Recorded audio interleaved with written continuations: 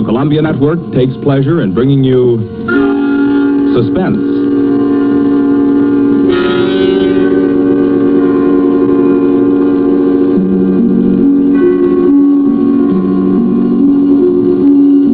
Suspense, a new series of programs with one strict purpose in view, your entertainment. Each week at this time, CBS sets aside 30 minutes to excite you, to mystify you, and on occasion to horrify you with a catalog of the world's great thrillers, dramas from the stage and screen, from fiction and radio, dramas that bring you Suspense.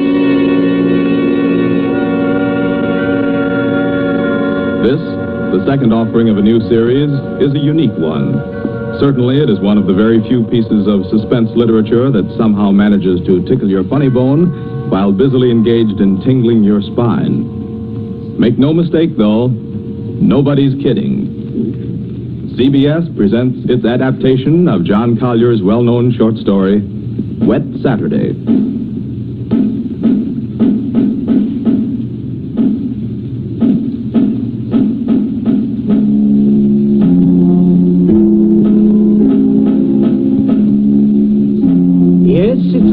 Saturday. Never saw it rain harder. I'm Princey, Frederick Princey, just an ordinary family man. I have a son, a daughter, and a wife. Might be out golfing now if it hadn't been for the rain. I'm Mrs. Princey. I plan to drive over to the nurseries this afternoon for some arbutus.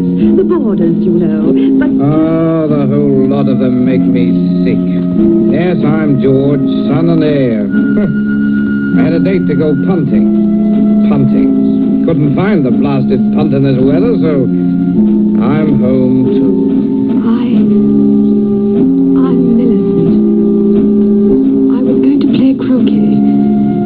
That's how I happened to have the mallet. Yes, that's the Princey family. We find them at home. Mrs. Princey, Millicent, George sprawled on a couch, Mr. Princey biting on a dry pipe. Their living room is dull and overstuffed. Rain beats at the windows.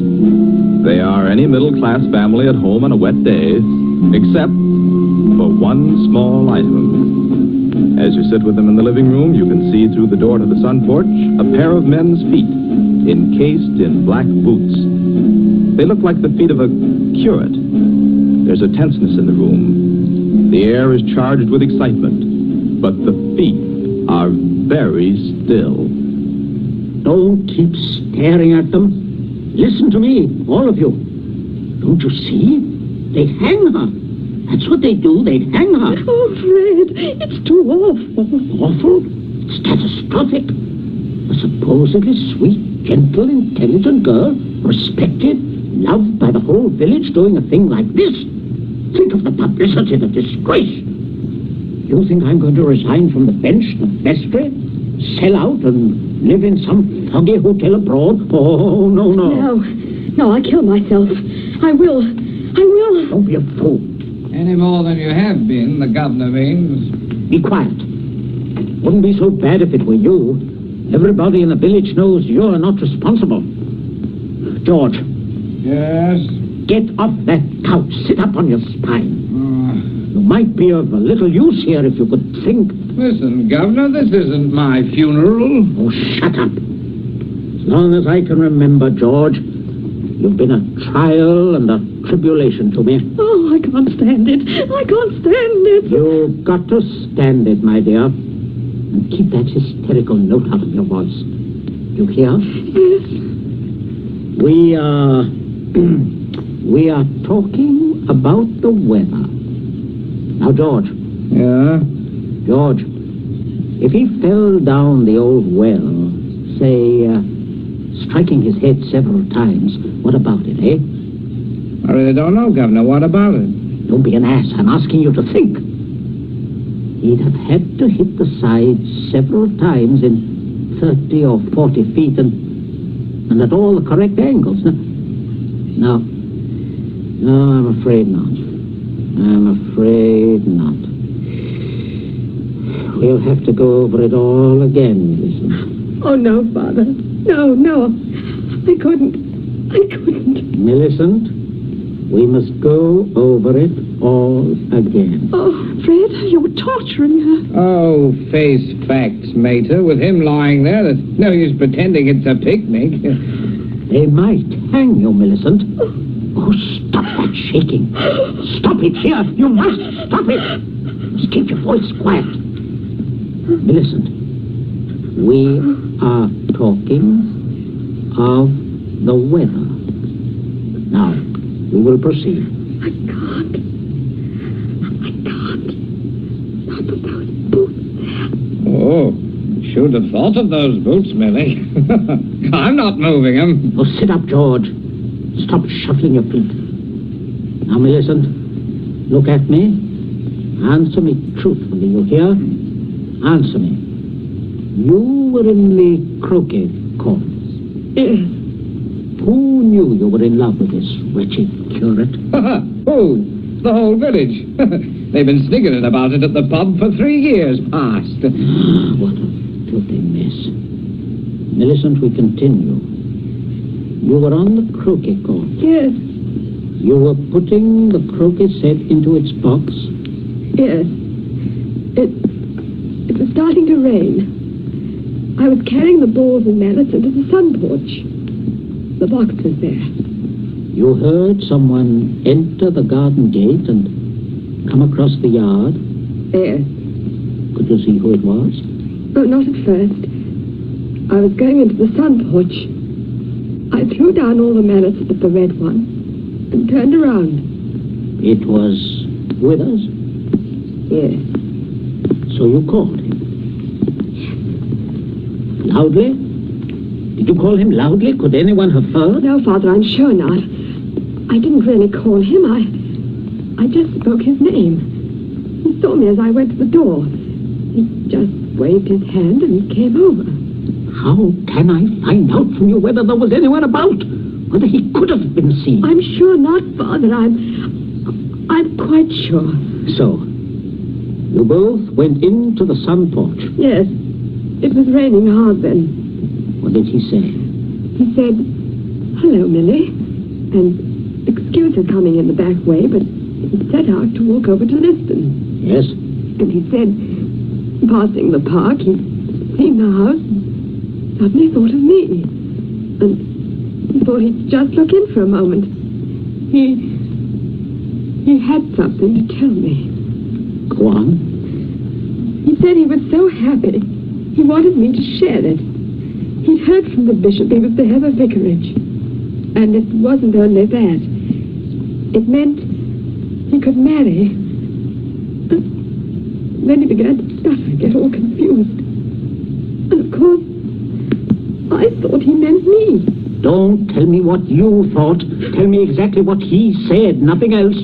Well... Oh, dear. Oh, stop crying. It's a luxury you can no longer afford. Tell me what happened.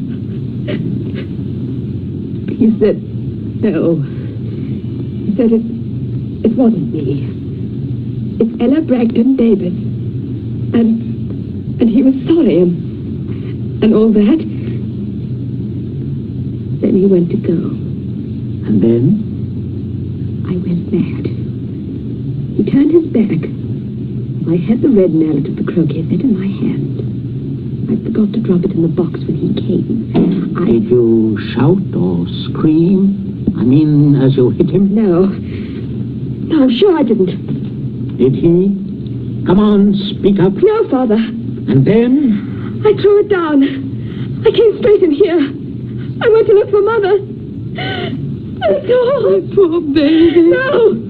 No one. Leave the child alone, Fred. Not such a child, Mater. Millie, I had no idea Keep you had... quiet. I'm thinking.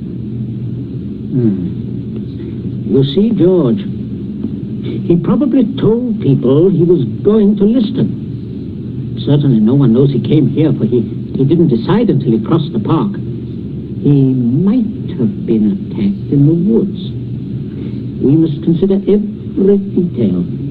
A curate with his head battered in. Don't, Father, don't. A curate, head battered in. Now, who would want to kill Withers? Kill Withers? Well, I would with pleasure. How do you do, Mrs. Princey? Captain Smollett. Oh, sit down, pray. Mustn't get up for me, Mrs. Princey. You either, Millicent. My word. Just being neighborly on a bad day. I wanted to ask you about those dahlia bulbs, Princey. Took a shortcut on account of the rain and walked right in. Knew you wouldn't mind. Oh, he heard you, Father. My dear, we can all have our little jokes. Don't pretend to be shocked. This way, Smollett. This chair, facing the fireplace. Sit down, Mother. Just straightening the curtains to the sun porch, dear. It looks so gloomy out there. Might as well shut the rain out. Just talking about a little theoretical cure at killing, Smollett. You know, young people these days like thrillers. Parsonicide. Justifiable parsonicide. Have you heard about Ella Bragdon, Davis? I shall be most properly laughed at. Why? Why should you be laughed at, Smollett? No, and a shot in that direction myself. She half said yes, too. Haven't you heard? She told most people. Now it'll look as if I got turned down for a white rat in a dog collar. Oh, too bad. Oh, fortune of war. Yes, fortune of war. Odd how it happens, isn't it? Sit down, Smollett. Millicent, console Captain Smollett with your best light conversation. You too, Mama. George and I have something to look at outside. There's this rain, you know, very bad, very bad. Come, George. Righto, Governor. Maybe we'll need raincoats, what? Oh, I don't think so. Just make yourself at home, Smollett. Make yourself at home. A cigarette, Captain Smollett? Thank you, thank you. Oh, nasty day to be going out. It's something about the old well, just off the sun porch door, you know. This terrible sodden weather seems to have loosened some of the stones. Oh, too bad. Dash too bad. Spoils the tennis and croquet, I mean, a day like this. Doesn't it, Millie? Doesn't it, Millie? Oh, yes, it does. She was practicing out on the croquet court earlier, but, do pull your chair nearer the fire, Captain. It was so damp, we thought it would be cozy to light it. Thank you, I'm quite comfortable. I hope you don't feel too bad about Ella Davis.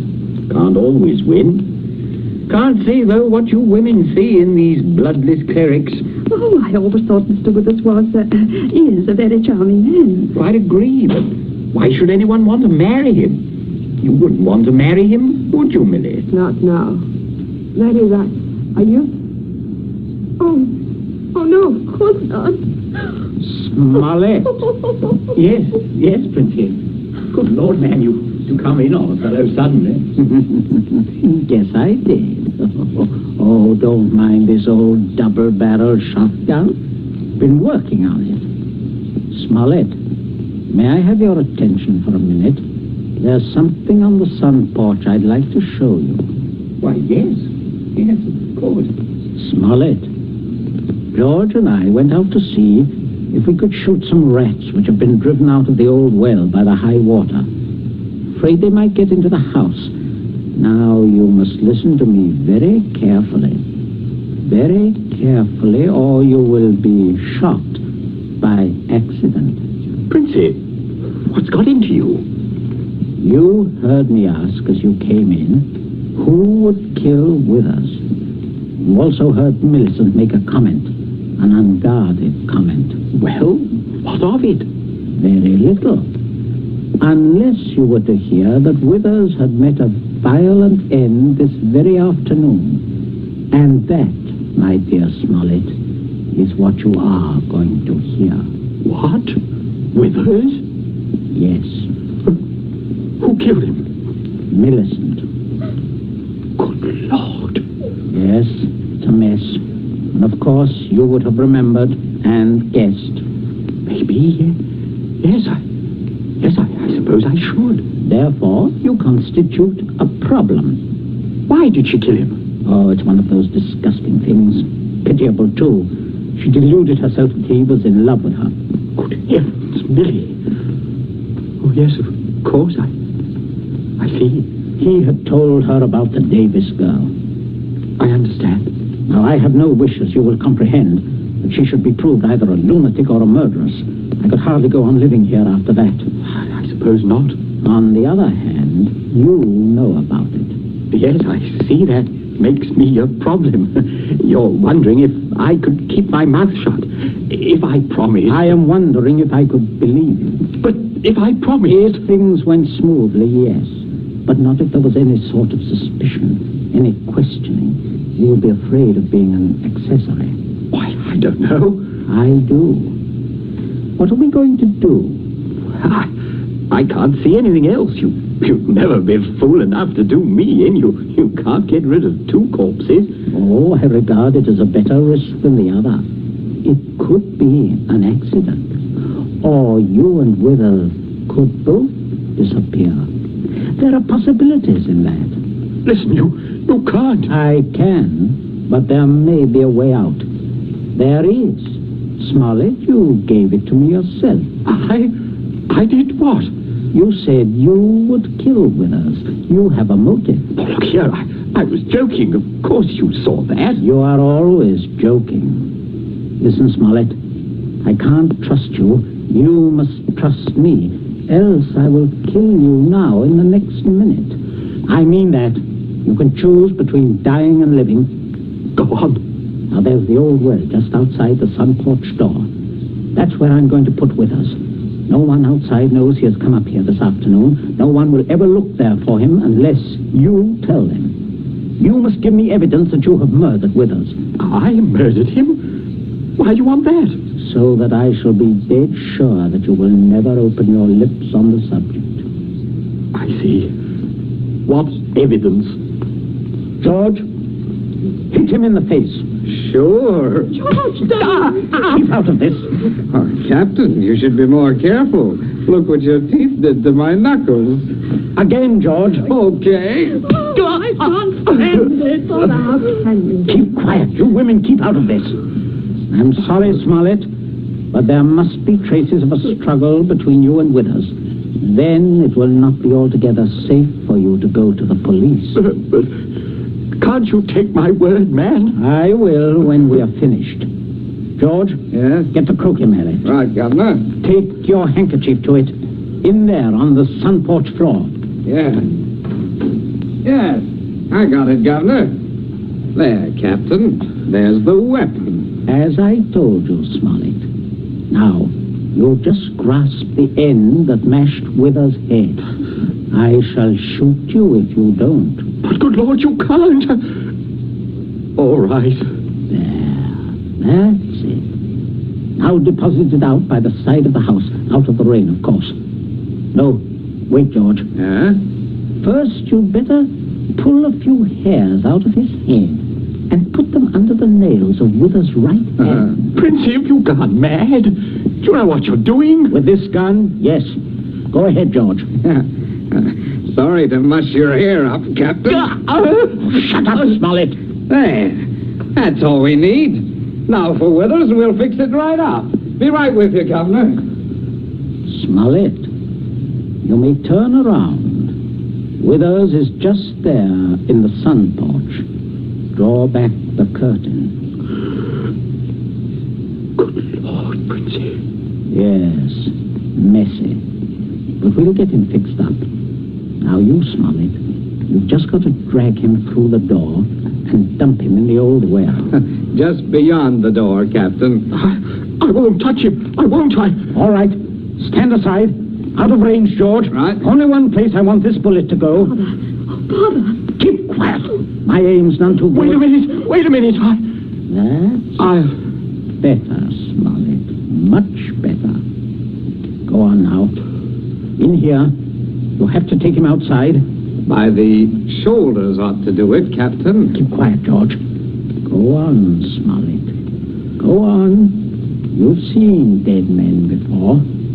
Drag him. Drag him. I'll just hold the gun here to make sure that everything goes all right.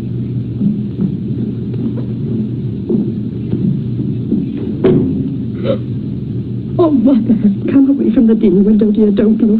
But Captain Smollett, your father is a very suspicious resourceful man, Millicent. I'm sure what he's doing is right. But the captain, I can't stand it. You mustn't question your dear father. I say, are you two still at it? There's enough trouble around here without blubbering. I'm not blubbering, George Pimsley. So, you see, Smart, everything is perfectly safe. They'll never look in our way. You see how safe it is? I guess it is. Oh, good heavens, man, you're dripping wet. Why didn't you slip your raincoat on? Tea ready, my dear? In just a minute, dear. I'll ring for Bridget. Yeah, exactly what you need, Smollett. Cup of tea. Best thing in the world to ward off a cold. Sit down, won't you? Oh, don't mind getting the chair wet. Cigarette? Help yourself. I stick to my pipe, you know. Funny how... Princey, everything's hot, ma'am. Oh, Bridget, yes. Put the tray in front of me here, on the table. Yes, ma'am. That's it. I say, Captain, you've gone and cut your lip. I just knocked it. Oh, how dreadful. Here, Bridget. Yes. Give the captain this cup. No, thank you. I rather think I'll be running along now, if you don't mind. Why, Captain Smollett, without any tea? If you don't mind, Mrs. Princey, if I could just have my raincoat. Oh, I'll get it for you, Captain. Oh, this is very distressing, Smollett, very. Oh, I'll be all right presently, I'm sure. Here we are now. Let me help you. Oh, thank you, young man. There. Better go out the front way, Smollett. The walk is dry. Oh, let me hold the door for you, Captain. Don't worry, old fellow. Don't worry at all. No. Nothing serious, I imagine. Little rest and he'll be as right as rain. By the way, Millicent, you're not looking any too well. No, not well at all. I'm sure it was that croak he caught. Being outdoors in weather like this is simply foolhardy. The mater's right, Millie. You saw what happened to Captain Smollett. Come along, dear. I shall give you a hot foot bath and put you to bed. And a couple of days in bed, and you'll be fine again. Get plenty of rest, Millicent, and don't worry about a thing. That's the best cure. Well, I guess I'll have a little rest too, Governor. It's a fine afternoon for a nap. Indeed it is, son. Well, enjoy yourself. I'll see you later. I'll see you all later.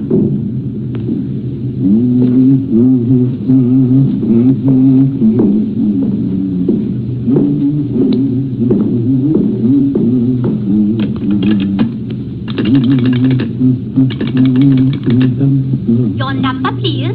Oh, would you get me the police station, please? Police station. Right away, sir.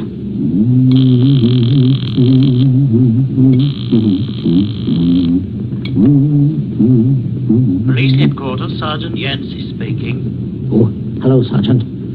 This is Princey of Abbott's Road. I believe you know me. Oh, indeed I do, Mr. Princey. Sergeant, a horrible thing has just happened. Quite extraordinary. Murder, in fact. Murder? I'm afraid it looks rather bad for a close friend of ours, unfortunately. We saw him do it. I think you'd better send someone over right away. Well, our man should be there right about now, Mr. Princey. I beg your pardon? I say, our man should be there now. Constable Martin has his post right below your house there. Just rang in. Seems Captain Smollett was with him. Captain Smollett? He reported some rather queer goings-on at your place, but I certainly didn't understand it was murder. Just don't touch anything, Mr. Princey. And don't worry. Don't worry at all. No. No. I won't, Sergeant. Thank you. Governor, where are you? I'm right here. Stop shouting. We have some visitors, Governor. Yes, I can see that. Well, Constable, good afternoon. Good afternoon, Mr. Princey. And Smollett, I say what a remarkable fellow you are, coming back like this. Here to reenact the crime? Only the one against me, Princey. The one against the curate I'll leave to you people. Extraordinary sense of humor. Mr. Princey, I just had a look at what's in your well. Not a pretty sight, that. Not pretty at all. Yes, Captain Smollett was thorough, if nothing else. You saw him when he did it, sir, out in the back? Oh, quite. We were just returning from a walk. Smollett evidently had been laying for the curate, hiding out in those bushes by the road, I imagine. He was never inside this house. Never? And you say, Captain? I say that while I was inside this house, a guest of the family, I was coerced into dragging the curate's body outside and dumping it in the well. Well, there we are. Not entirely, Constable. I'll just remove my raincoat. There. And demonstrate how damp I got my clothes when I went outside without it. No, that's interesting, isn't it? Quite. He undoubtedly removed his coat at some point between here and your post. I might as well tell you that his weapon, a red croquet mallet, is out by the side of the house. I shouldn't be at all surprised, but that you'd find his fingerprints all over it. All over the end of the mallet, Constable. The end that mashed Withers's head. And not the end I'd have had to grasp in order to do the mashing. Governor! That's a decent try, Smollett. But it won't work. There must be other evidences, Constable. You'll undoubtedly find them when you examine the body. Oh, he means my hair under Withers's nails. Well, sir, if you look carefully, I believe you'll find a few of my precious hairs under his son's nails, too. Here, what are you trying to... Constable, this is an utter waste of time. So far as the violent struggle between Smollett and Withers is concerned, Smollett's face speaks for itself. Quite eloquently, I believe. Oh, but no more eloquently than your son's knuckles. As you see, Constable, a fresh abrasion. He did that on my teeth. Or did he? What? I say, or did he? He might have done that on Withers's teeth. Oh, I see. I see what you mean. But I didn't. Governor, he said I... Oh, keep still, you nitwit. Let me think. As a matter of fact, George, the more I think of it, the more I'm convinced it was your voice I heard. Quite a vigorous quarrel. Something about the curate jilting your sister. Oh, don't be ridiculous, Smollett. Very well, Princey. If your son didn't do it, who did? That's what I'd like to know. How about it, Mr. Princey? Well, that is a sticker, all right. George, my boy, it looks like you're elected. Elected? What do you mean? I didn't do it. Why, I had nothing to do... Keep your mouth shut, will you? I won't. I'm not going to take the blame for her. Millie did it. She did it with that mallet. I saw. You could prove that? Prove it? Yes. Her fingerprints on the mallet. The handle. Why, George, don't you remember when you made me touch the mallet? When you picked it up with your handkerchief? No, George, I'm sure you wiped that handle clean. Oh, well, I could hardly expect you to remember that if you can't even remember killing the curate. Governor, I told you to keep still. But, Governor, you're not going to turn me over. As long as I can remember, George, you've been a trial and a tribulation to me. Governor, You shouldn't have done it, son. You really shouldn't. No, George, that was definitely wrong. I say, Princey, I think I'll have that cup of tea after all. Nothing like it in weather like this. Wet Saturday, from the short story by John Collier. You have just heard the second in Columbia's new series, a series designed to bring you the best in thrill entertainment. Outstanding dramas from the field of fiction and radio, stage and screen. Dramas of pure suspense.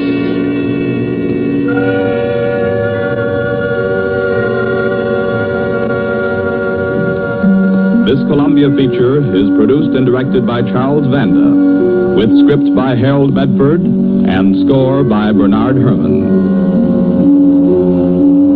Be with us again next week at this same time when we present Suspense. This is the Columbia Broadcasting System.